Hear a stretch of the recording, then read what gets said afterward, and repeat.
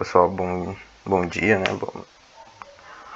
gente vai continuar aqui a nossa aula 3 de teoria da computação, né? A gente falou de proposições lógicas formais, né? Ou seja, a utilização da tabela verdade para a gente depois aplicar regras de inferência, né? Provas de teoremas e algumas poucas técnicas de prova, né? Que a gente viu.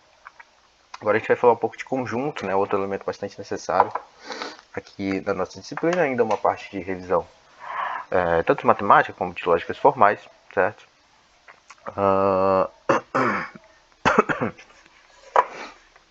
Ok. Então, primeiro, falar basicamente o que é um conjunto. O conjunto é uma abstração matemática, né, para um conceito que a gente chama de coleção, ou seja, tudo aquilo que a gente coleciona de um certo modo, né? Se você tem, por exemplo, uma coleção de cartão de crédito, de cartão telefônico, de moedas, então são todos conjuntos, né? Certo? São coleções, são conjuntos, ok? Então a gente tem algumas notações, né, que a gente vai aplicar, né? Normalmente são notações matemáticas, certo? Mas quando você, por exemplo, se você programa, a gente vai mostrar um pouco de programação com conjuntos, vocês podem ver que essa notação pode mudar um pouco, certo? Mas aqui, né, para efeito da disciplina, sempre considerem, principalmente se a gente vai fazendo provas ou coisas à mão, né, exercícios, considerem a notação matemática, certo? Então, alguns conceitos aqui. Conceitos importantes é que o conjunto normalmente ele é utilizado com uma palavra, né, uma letra, né, normalmente uma letra maiúscula, certo? Então, por exemplo, aqui, azinho pertence a azão, certo? Então a gente sempre vai considerar aqui uma letra maiúscula, por exemplo.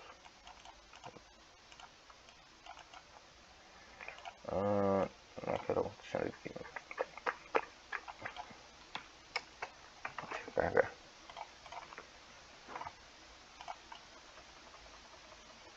Okay? Então a gente sempre vai considerar, por exemplo, uma letra maiúscula significa o conjunto em si, né? E o conjunto ele é definido entre como chaves, ok?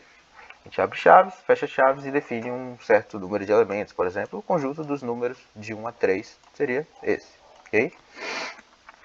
A gente também pode ter aqui dentro do conjunto qualquer tipo de elemento ou mesmo nenhum elemento, certo? Ou seja, pode ser um conjunto vazio, ok? Se, por exemplo, eu falo, você tem um conjunto de moedas em casa e você pode dizer, professor, eu não tenho moedas em casa, eu não coleciono moedas. Então, o seu conjunto ele é vazio, ok? E a notação que a gente usa é que qualquer elemento que esteja aqui dentro, por exemplo, 1, 2 e 3, a gente pode chamar ele de algum azinho, certo? Ou, por exemplo, A1, né, pertence, o sinal de pertence a essa letra E, pertence à razão, certo? Mas, por exemplo, 4 não está aqui, então 4 não pertence à razão, ok? Não pertence ao conjunto A, Azinho não pertence ao conjunto B, certo? O que é, a gente abstrai aqui para a seguinte notação, né? Azinho pertence à razão, né? Tal que o meu Azinho só pode ser 1, 2 e 3, certo? E se ele for diferente disso, ele não pertence à razão, ok?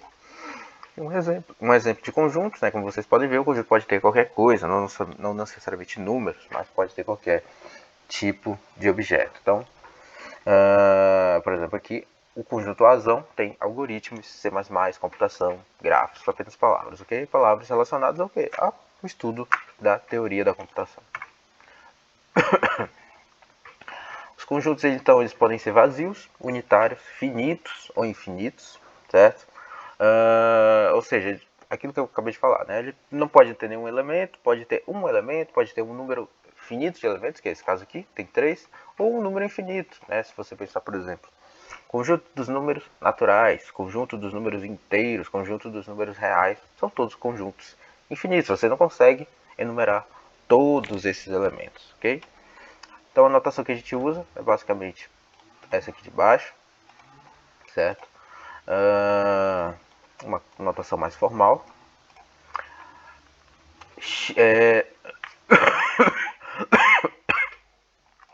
Certo? X tal aqui. A gente vai já aprender a ler esse cara aqui.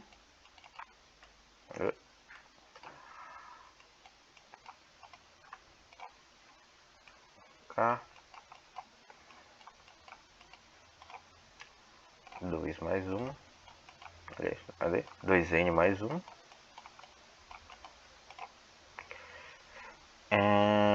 n pertence aos naturais, ok? Então o modo que a gente vai ler aqui, ó, por exemplo, x, a notação, né, mais correta é tal, a gente define um conjunto sendo um elemento x, tal que ele obedece ao quê? A uma função chamada p de x, certo? Tal, e aqui um exemplo, né? K, a gente tem K, tal que K é igual a 2n mais 1, para tal que n pertence aos números naturais, ou seja, n é um número maior ou igual a zero, ok? Ou mesmo aqui, ó, x pertence à razão tal que p de x, certo? Satisfaz a função p de x, ou seja, um exemplo seria k pertence aos números naturais, ou seja, o p de x é o que? É os próprios números naturais, são qualquer número que obedeça aos números naturais, tal que o meu k ele está limitado a ser entre 1 e 9, ok? Números naturais, mas limitado a estar no range, né, no intervalo entre 1 e 9. E além da notação que a gente já viu anteriormente, Azinho não pertence a Azão, ou seja, A não pertence ao conjunto Azão. Então a gente tem algumas formas de definição matemática, certo? Quando a gente vê essa barra aqui, a gente considera que é como se fosse um tal que, né? X tal que obedece a P de X. Nesse caso aqui, por exemplo, o de baixo, K pertence aos números naturais, tal que K está no intervalo de 0 a 10. Né? No caso, 1 a 9. Né? K é maior que 0 e K é menor que 10. Mesma coisa aqui em cima, ó, K, o conjunto é qualquer elemento K, tal que K é igual a 2n mais 1, vírgula, né? Quando a gente põe uma vírgula, a gente está adicionando alguma outra restrição, né? No caso, meu P de x aqui é K igual a 2n mais 1, só que tem uma outra restrição, já que a gente tem uma outra variável que é o n. E essa restrição é a qual? N pertence aos números naturais, ok? Então, sempre que a gente vê vírgula, é porque a gente está adicionando ou uma restrição ou elementos, né? A vírgula também pode estar aqui desse lado, ok? E aí, quando a gente vê essa barra, é um tal que, ok? Então, algumas relações entre conjuntos, né? Então, como os conjuntos, né? A gente tem um conjunto, a gente já viu o conceito do conjunto, mas se a gente pegar múltiplos conjuntos, eles podem se relacionar entre si, certo? Eles podem ter componentes semelhantes e tudo mais. Então, alguns conceitos que a gente tem aqui é, por exemplo, de subconjunto, né? A é um subconjunto de B, por exemplo, se e somente se para todo x, aqui ó, isso aqui a gente já viu na aula anterior, né? Para todo x, x pertence à razão, implica que, ó, proposição lógica, x pertence à razão, implica que x pertence a Bzão. Ou seja, o que quer dizer? Para todo elemento x que esteja no conjunto azão, ele também vai estar no conjunto Bzão. Okay? Ou seja, ele é um subconjunto ou ele é igual. Né? Por isso que é subconjunto ou igual. Né? Também ele pode ser um subconjunto próprio, ou seja, A é um subconjunto de B, se e somente se A é um subconjunto ou igual a B e A é diferente de B, ou seja, B tem outros elementos. Né? Basicamente a mesma coisa que eu estou querendo dizer aqui é o que está escrito em cima, só que eu estou dizendo que, beleza, todo X que está em A está em B, só que B tem mais coisas. Tipo, B não tem só o que está em A, né? B tem outras coisas, ou seja, ele não é necessariamente igual, né? Ele é um subconjunto de verdade. Ou um subconjunto próprio. Então, por exemplo, aqui alguns exemplos, por exemplo, alguns exemplos de, da gente observar, por exemplo, conjunto, o elemento vazio, certo? É um subconjunto de A, certo? Elemento vazio é um subconjunto de A se A for diferente de conjunto vazio. Um conjunto vazio não é um subconjunto de conjunto vazio. Números naturais são um subconjunto dos números inteiros, isso é verdade. Números naturais são um subconjunto ou são iguais aos inteiros positivos. Os números reais não são um subconjunto dos números naturais. Isso é ok, isso é facilmente observado se a gente aplicar aqui essa regra de cima, né, da proposição lógica para todo x, ou seja, para todo x que pertence aos números reais, implica que o x está nos números naturais. Isso não é verdade. Se a gente pegar, por exemplo, 1.1, ele pertence aos números reais, mas ele não pertence aos números naturais, ok? Então aqui numa forma mais visual também, de como a gente vê essas relações e operações com conjuntos, a gente vai ver aqui as principais operações que a gente tem. A gente tem a união, né? Ou seja, quando você pega dois conjuntos e simplesmente cria um novo conjunto com todos os elementos dele. Então, a união B é x tal que x pertence a Azão ou, né, forma proposição lógica lá, x pertence a Bzão. Ou seja, todos os elementos somados dos dois conjuntos. A gente também tem a interseção, né, quando a gente pega somente os elementos que estão tanto em A quanto em B, ou seja, a interseção B é x tal que x pertence a Azão e x pertence a Bzão, né? E também a gente tem a diferença, que é dada por barra ou por um menos, né? A gente também pode colocar um menos. Então, a diferença B é x tal que x pertence a Azão e esse x não pertence a Bzão, ou seja, a gente vai eliminar aqueles elementos que estão na interseção, né? Basicamente, do conjunto A, né? Do conjunto que a gente está fazendo. A diferença, né? Eu até coloquei um exemplo aqui com Python, certo? Aqui no Python a gente vem para essas operações.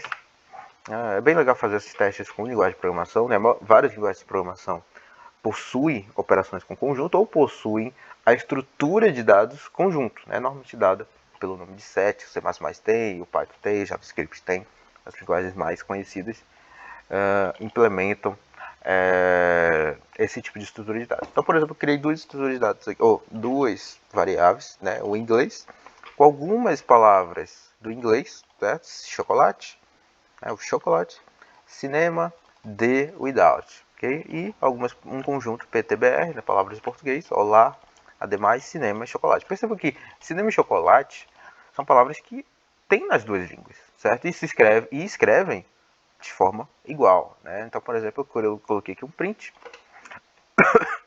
fazendo um ou, né? Ou seja, somando todos eles. E quando a gente faz um ou, a gente faz essa soma dos elementos para um novo conjunto, tal que os elementos repetidos, eles são simplesmente eliminados. A gente não considera o conjunto, não tem elementos repetidos. Se você coloca, por exemplo, dois uns num conjunto, para o conjunto só tem um elemento, que é o número 1, certo? Então, conjuntos, lembre-se disso, conjunto não repete elementos, ok?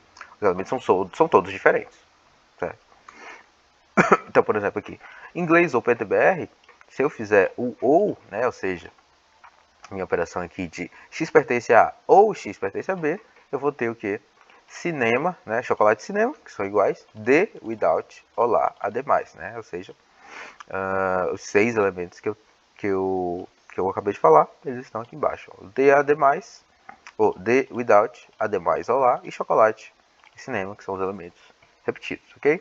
A mesma coisa a gente tem aqui para você fazer a operação de AND, né? Que é a da interseção, né, que é dado pelo e comercial no Python. E aí eu vou ter chocolate e cinema, ou seja, são aquelas palavras que são iguais, tanto do português quanto do inglês, né, nesse pequeno conjunto. E a gente também pode fazer a diferença, né, que se eu fizer, por exemplo, a diferença do inglês para o português, eu vou eliminar o quê? As palavras que são escritas da mesma forma, ok? No caso aqui, chocolate e cinema, sobrando apenas o the e o without, ok? Certo? Só um exemplo, é sempre bom fazer essa verificação com linguagem de programação, é bem legal também. Okay? Conjuntos disjuntos, dois conjuntos são ditos disjuntos e somente se a interseção entre ambos retorna um conjunto vazio. Okay? Um exemplo aqui poderia ser, digamos, que eu não usei no português as palavras que são iguais, certo? Então, por exemplo, eu faço aqui, olá, ademais, carro, ônibus, ok? E, por exemplo, eu faço uma interseção, né? Se eu fizer essa interseção, a gente vai ter aqui nosso resultado.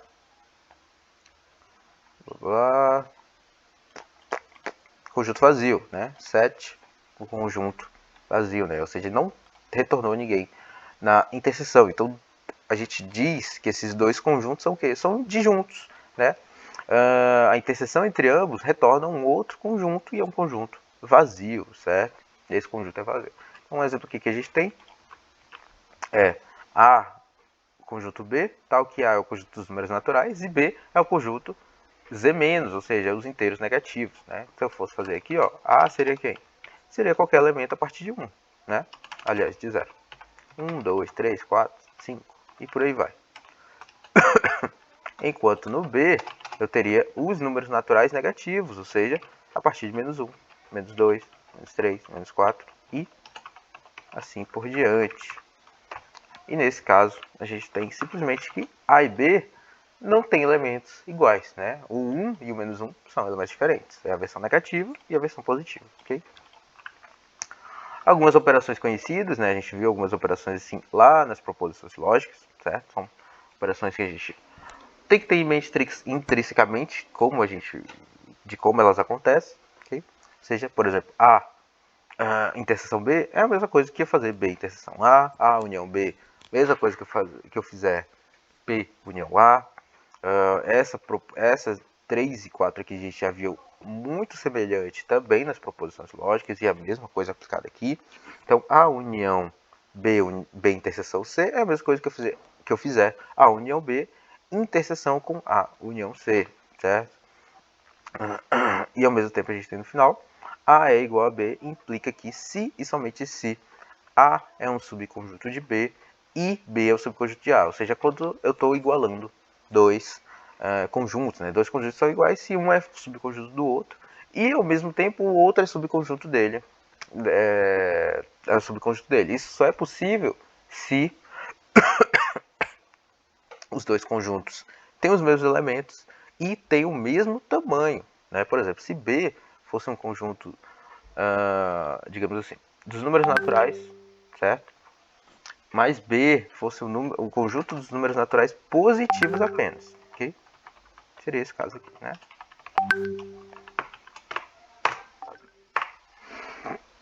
Esse conjunto, o B é um subconjunto de A, certo? Isso é ok, porque um está tanto em B quanto em A, 2 está tanto em B quanto em A, o 3, 4 e o 5. Só que o 0 não está em B, ou seja, A não é um subconjunto de B, ok? Logo, esses não são conjuntos iguais, certo? Um exemplo. Então a gente tem algumas funções que a gente pode associar em conjuntos, certo? Quando a gente trata de conjuntos, a gente tem que sempre estar associando a tipos de funções, né? Ou seja, a relação entre os objetos dos conjuntos, né? Então, formalmente, a gente tem que uma função é definida como f, tal que A vai implicar em B, né? Ou seja, f é uma função com parâmetros em A, né, no conjunto A, e que vai associar a um conjunto B, ou seja, o seu resultado, certo? O também conhecido como o P de x, lá como a gente viu na notação de conjuntos. E elas podem ser de três tipos, né? Funções injetoras, ou seja, para todo x. Isso aqui é muito importante, né? Muito importante. Vocês têm que olhar essa notação matemática e entender o que ela está escrito, certo? Isso aqui é coisa lá de cálculo, de álgebra, só dá uma relembrada, ok? Então, para todo x, y pertence à razão tal que para todo x y pertence à razão e x é diferente de y, implica que f de x é diferente de f de y, certo? Funções injetoras, já ver o que significa essa notação. A gente também tem as funções sobrejetoras, ou seja, para todo y que pertence ao conjunto B, ou seja, o conjunto de destino, vai existir um x que pertença a A, tal que f de x é igual a isso, ok? A gente já vai detalhar melhor isso aqui, tá? E as funções bijetoras, que são ao mesmo tempo as duas, né? Injetoras e sobrejetoras. E aqui um exemplo, né, de como a gente trata isso aqui. O exemplo que a gente tem na função injetora é uma função em cima dos números naturais que resulta em um outro conjunto de números naturais, tal que f de x é igual a x mais 1. Isso quer dizer o quê? Que x pertence a esse primeiro n, né, ou seja, o primeiro conjunto de números naturais, ou seja, qualquer elemento de 0 ao infinito, né? É o meu conjunto A aqui, por exemplo, certo? Ó, meu Azão, certo? Ou seja, N pode ser 0, 1, 2, 3, 4, ok? Aliás, X, né? Desculpa. X. Mais f de x, que é b, certo? Que é a mesma coisa que o b.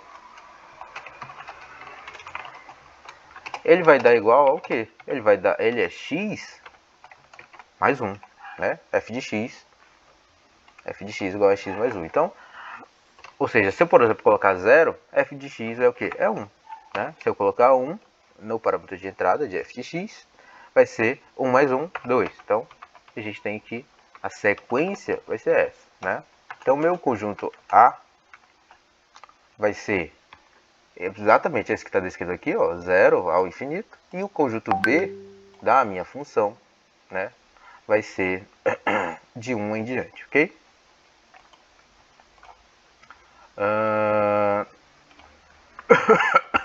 E a gente tem aqui um exemplo da função bijetora. Para todo y que pertence a B, vai existir um elemento no conjunto A tal que f de x dá igual a y. Ou seja, isso quer dizer o quê? Que para todos os elementos do conjunto B, eu consigo criar uma associação com algum elemento em A. Não necessariamente todos, mas pelo menos um, certo? Então, um exemplo aqui é uma função dos reais em cima, que resulta em quê? Nos reais positivos, união zero, certo? Tal que f de x igual a x ao quadrado. Ou seja, o meu x é qualquer elemento dos números reais. E se eu fizer ao quadrado, né, o resultado é o quê? É qualquer número real mais positivo, certo? Ou seja, números reais positivos, união zero, né? Porque eu posso pegar o próprio zero, né? É zero ao quadrado, também é zero. Então, ou seja, esse conjunto aqui é o quê? É de zero em diante. Certo? Mas esse primeiro conjunto é qualquer número real, ou seja, os negativos, os positivos, o zero e tudo mais. Deixa eu dar uma parada aqui, certo? A gente entendeu bem esse conceito. E quando as funções se encaixam nas duas proposições, a gente tem a função bijetora, ok? Ou seja, ela é tanto uma injetora como uma sobreinjetora. Um exemplo que a gente poderia aplicar seria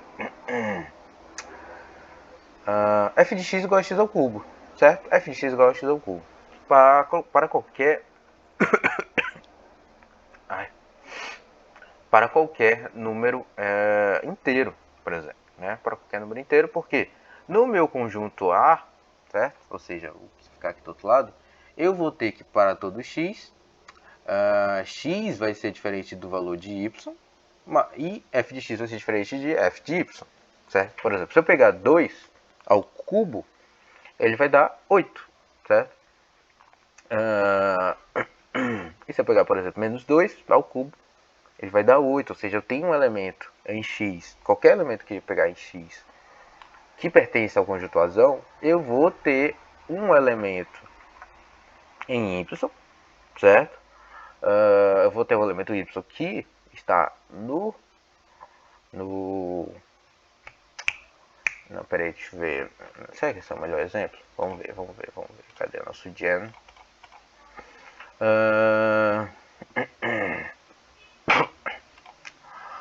Menos 2. Não, esse não é o... Esse não é o... Menos 2.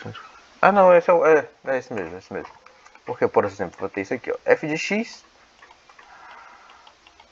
f de y, tal que x e y sejam diferentes. Se eu, por exemplo, pegar f de menos 2, eu vou ter menos 8, né, ao cubo. Mas se eu pegar f de 2 ao cubo, eu vou ter 8, certo? Ou seja, o meu f de x... Deixa eu apagar isso aqui. Ele é realmente diferente do meu f de y, e o meu x também é diferente de y, certo? Para todos eles, ok?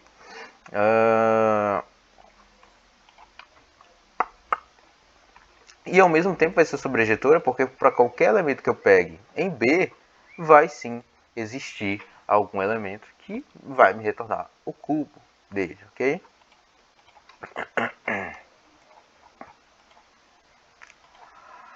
Certo? Então a gente vai dar uma parada aqui que a gente vai falar um pouco de conjuntos enumeráveis já já, e já já a gente continua.